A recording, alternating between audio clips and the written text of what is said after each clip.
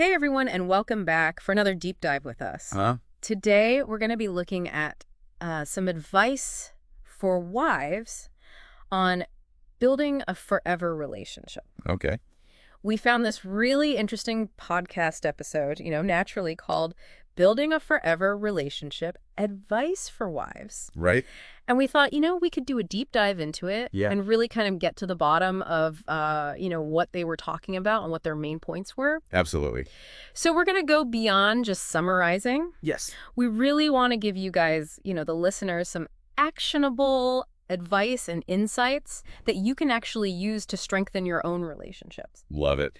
So right off the bat, the episode kind of lays out these three pillars of a lasting relationship. Trust, respect, and communication, which we've all heard before. The big three. Yeah, the big three. For sure. But they go a little bit deeper than that. Yes, they do. So let's break those down a little bit. When they talk about trust, they're talking about more than just, believing that your partner won't cheat on you. Right. It's really about this deep sense of vulnerability. Vulnerability, yeah. Knowing that you can open up completely to your partner. Yes. And they will have your back no matter what. It's huge. So why is that vulnerability so crucial?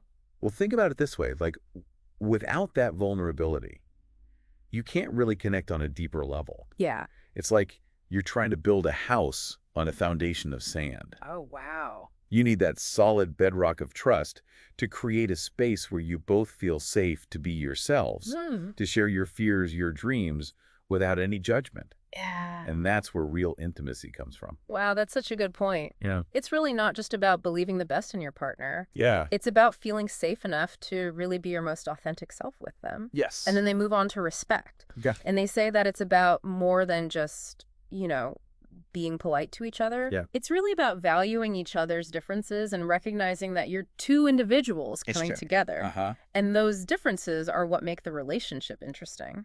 Yes. And it's those differences that allow you to grow both as individuals and as a couple. Okay.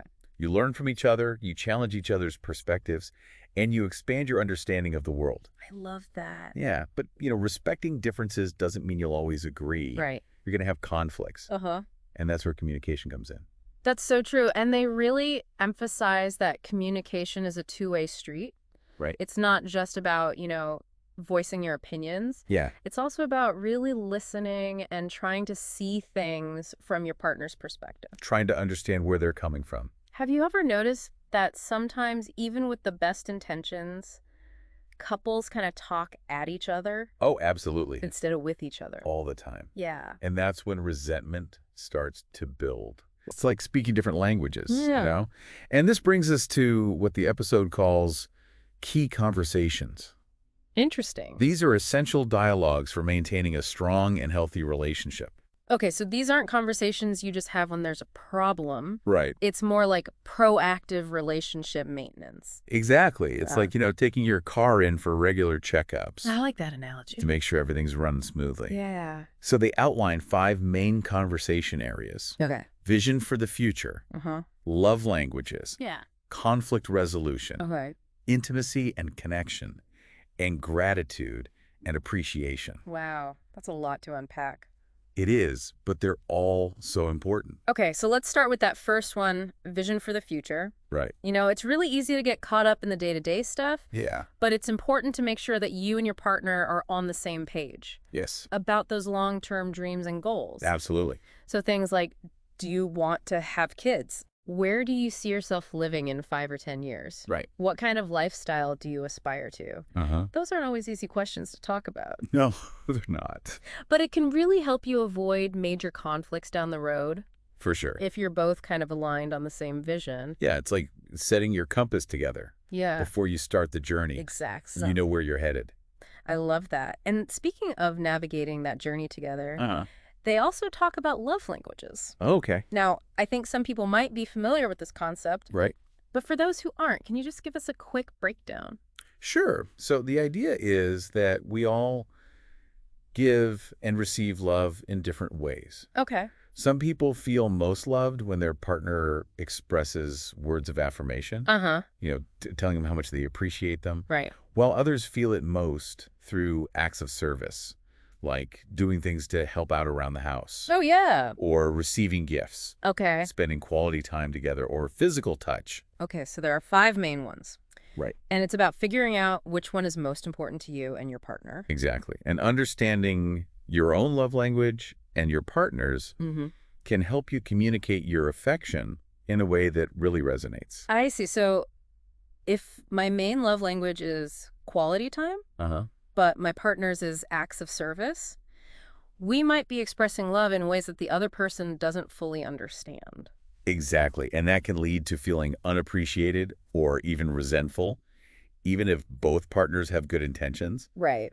So, for example, imagine your partner spends all day cleaning the house, thinking they're showing you love, but you really just crave a quiet evening together, talking and connecting. Yeah. Recognizing those differences is key. That's such a good point. It's not just about the amount of effort. Right. It's about speaking the right love language, Exactly. so to speak. Yeah. And then, of course, there's conflict resolution, Okay. which they say is crucial for preventing resentment from building up, which makes sense. I mean, conflict is inevitable in any relationship, right? It is. And the key is not to avoid conflict, Yeah. but to learn how to disagree constructively. Oh, okay. So it's about finding solutions together, respecting each other's perspectives, and being willing to compromise.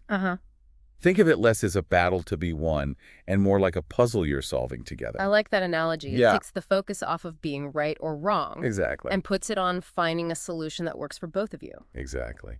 Now let's move on to a topic that I think often gets pushed aside, especially as relationships mature. Okay. And that's intimacy and connection. Yeah. They emphasize that this isn't just about, grand romantic gestures. Right. It's about nurturing those small moments of connection throughout the day. Those little things matter. Yeah. And it's so easy to get caught up in the routine of daily life. It is. And forget to make time for each other. Yeah, for sure. But those little things, like a shared glance, a spontaneous hug, a few minutes cuddling on the couch, Right. those can really make a difference in keeping the spark alive. Absolutely. It's like those small deposits in a relationship bank account. Oh, yeah. Those consistent small efforts add up to a really strong foundation of connection. I love that analogy. So before we move on to the practical tips, I'm curious what stands out to you so far. Well, what really strikes me is this emphasis on proactivity. It's not about waiting for problems to arise. Yeah. It's about actively nurturing the relationship through open communication. Right. Understanding each other's needs Yeah. and making those consistent efforts to connect. I totally agree. It's like a garden. You can't just plant the seeds and expect them to flourish on their own. Right. You need to water them, give them sunlight, tend to them regularly. Absolutely. And speaking of tending to your relationship garden, let's dive into those practical tips. Okay. Sounds good. The episode offers some really tangible advice that you can start implementing right away. So let's dig in and see what they suggest. All right, let's do it. Okay, so the first tip they talk about is prioritizing quality time. Okay. And I think this is something that a lot of couples struggle with. Yeah. Especially with, busy schedules, For sure. kids' work, all of that. It can feel almost impossible to squeeze in quality time. Right. But the episode really emphasizes that it doesn't have to be these grand, elaborate dates. No. Even just small moments of connection can make a really big difference. Absolutely. What do you think about that? I totally agree. It's about being present in those moments, even if it's just for 15 minutes before bed, putting away your phones, turning off the TV, and really just tuning into each other. Yeah. Maybe you have a cup of coffee together in the morning while you're discussing your plans for the day. Right. Or you take a walk together after dinner and just leave the screens at home. I like that. Those little pockets of time, they really add up. Yeah, it's like that saying, it's not about the quantity of time, it's about the quality of time. It's exactly. So true. And then they talk about keeping the fun alive.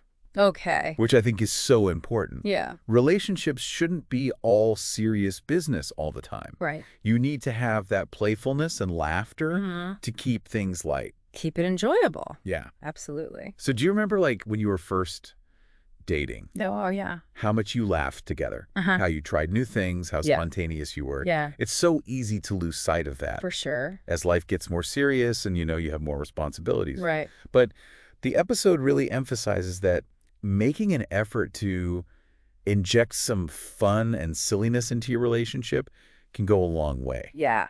So I'm thinking about couples who have been together for years. Yeah. Maybe they have kids, Yeah. demanding jobs, all of that. Yeah. How do you suggest they bring back that sense of fun? Well, it doesn't have to be anything extravagant. Okay. Maybe you could try a new hobby together, Uh-huh. something you've both always wanted to do. Or you plan a weekend getaway, Yeah. even if it's just a short drive to a nearby town. Oh, Or you could just have a game night at home, put on some music, and dance in the kitchen. oh, I like that. The key is to make time for activities that you both enjoy and that bring you joy.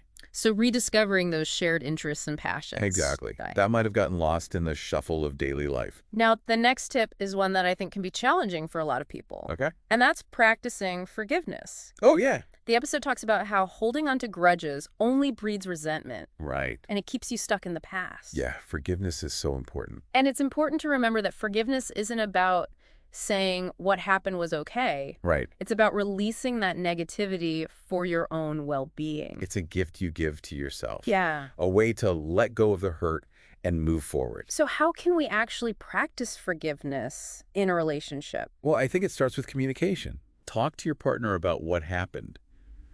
Express how it made you feel. Okay. And really try to understand their perspective. So trying to see it from their side. Yeah, and remember that everyone makes mistakes. Oh, for sure. We're all human and we're all learning and growing. Right. So extending that grace to your partner and to yourself is crucial for building a strong and lasting relationship. That's such a good point. We We all mess up sometimes, and it's those moments of grace and understanding that can really make or break a relationship. I agree. Now, the next tip they highlight is growing together. Okay. And they talk about how important it is to keep learning and experiencing new things as a couple. Yes. And this ties back to what we discussed earlier about respecting each other's differences, embracing growth both individually and as a couple, keeps the relationship dynamic and exciting. Right. It prevents things from becoming stagnant and routine. It's interesting because I think sometimes people have this idea that once you're in a committed relationship, you've kind of arrived. But the reality is that a healthy relationship is a journey, not a destination. Exactly. It's a journey that should be filled with exploration, Yeah. learning, and shared experiences. When you first met your partner, you were probably fascinated by their unique perspectives and experiences, eager to learn from them, to see the world through their eyes. Yeah. That sense of curiosity and discovery shouldn't end just because you've been together for a while. It shouldn't. It's about keeping that spark of curiosity alive, not just about each other, Yeah, but about the world around you. for sure. And it doesn't have to be anything grand or expensive. No. Like reading a book together and discussing it, taking an online course together, or even just trying a new restaurant together. Exactly. It's about those shared experiences that keep you connected and engaged with each other.